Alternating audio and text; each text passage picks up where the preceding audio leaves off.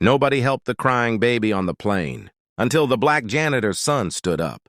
The air inside the luxury cabin was thick with tension. First-class passengers shifted uncomfortably in their oversized leather seats. Businessmen in sharp suits rolled their eyes, annoyed that their silence was shattered. Others muttered complaints under their breath. The flight attendants whispered nervously, looking helpless. And at the center of it all, a baby's desperate, heart-wrenching cries echoed against the metal walls of the aircraft.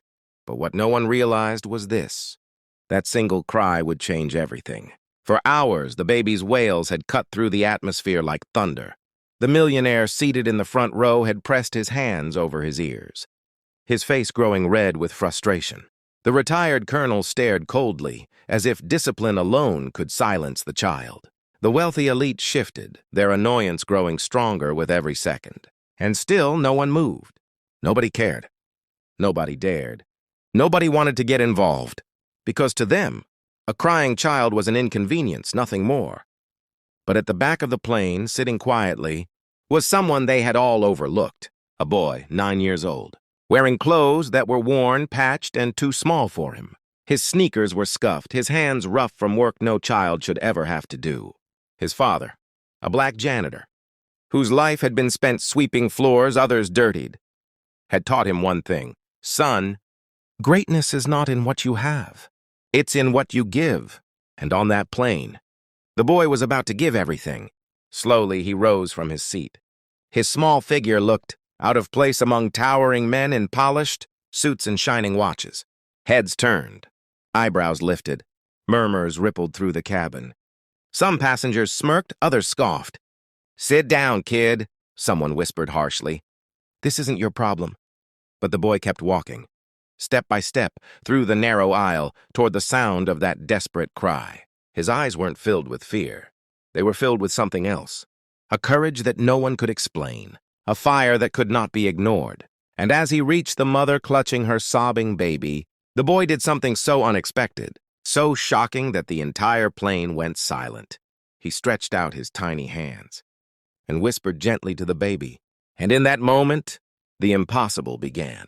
The entire cabin froze. You could hear nothing. Nothing but the faint rattle of the engines and the soft whimpers of the baby. Every eye was locked on the boy.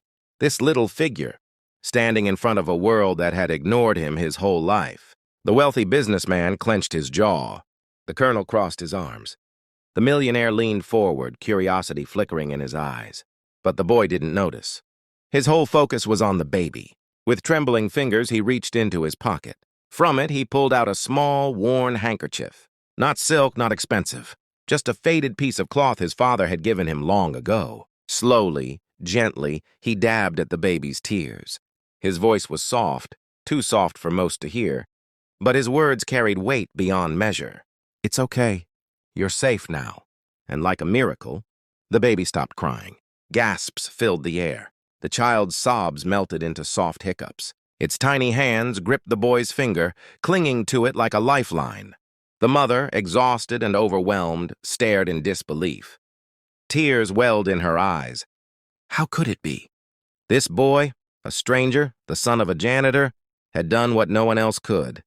The passengers who had mocked him fell silent, shame burning across their faces. The ones who had scoffed now sat frozen, unable to speak. Even the colonel, hardened by years of command, lowered his stern gaze. But the one watching most closely was the millionaire. His eyes narrowed, studying the boy. Not with annoyance, not with mockery, but with something far deeper. Because what no one on that plane knew was that the millionaire wasn't just another passenger. He was searching for someone worthy, someone with a heart greater than gold. For years he had been disappointed by the greed, selfishness, and arrogance of those around him. But now, here stood a boy, small in stature, poor in wealth, yet richer than everyone else in spirit. And in that instant, the millionaire knew this was no ordinary boy.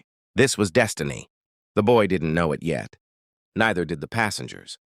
But that small act of kindness, silencing a baby's cry with nothing but compassion, was about to change his life forever.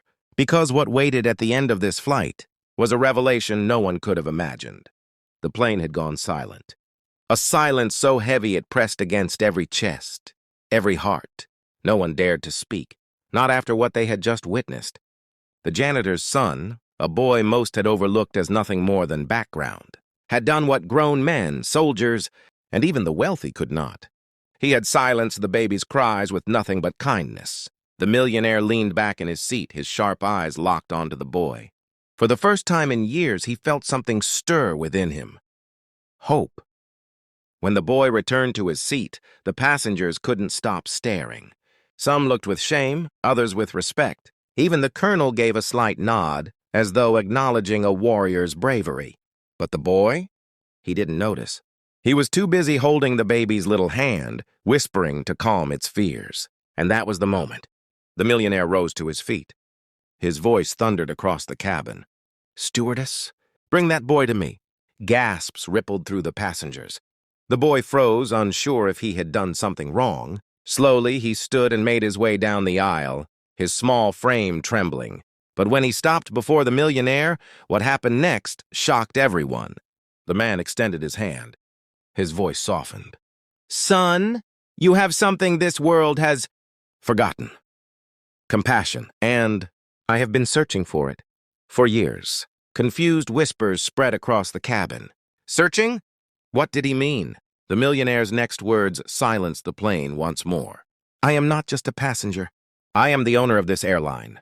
I have everything money can buy, fleets of jets, towers of glass, an empire worth billions. But all of it is worthless without someone who understands the value of a single tear." The boy's eyes widened. The passengers leaned in, hanging on every word. "Today," the millionaire continued, "you showed me what true wealth looks like. Not in gold, not in power, but in heart. And that is why I will not let you go back to being invisible. From this day forward, you will walk beside me." The cabin erupted. Gasps, shouts, cries of disbelief filled the air. The janitor's son, the boy no one respected, was being chosen for something beyond imagination. But the millionaire wasn't finished. He reached into his coat and pulled out a ring. Not a symbol of power, but of inheritance. Slowly, he placed it in the boy's hand. "This," he said, "is the ring my father gave me. A ring that belongs to the heir of my empire. And today, I give it to you." The boy's knees nearly buckled. His father, the humble janitor, gasped, tears welling in his eyes. The passengers? They could do nothing but stare in stunned silence, because what they had seen on that flight was no coincidence. It was destiny. The boy had given nothing more than compassion. But in return, he received everything: recognition, honor, and a future brighter than he had ever dreamed. And as the plane soared above the clouds, one truth echoed louder than the engines themselves.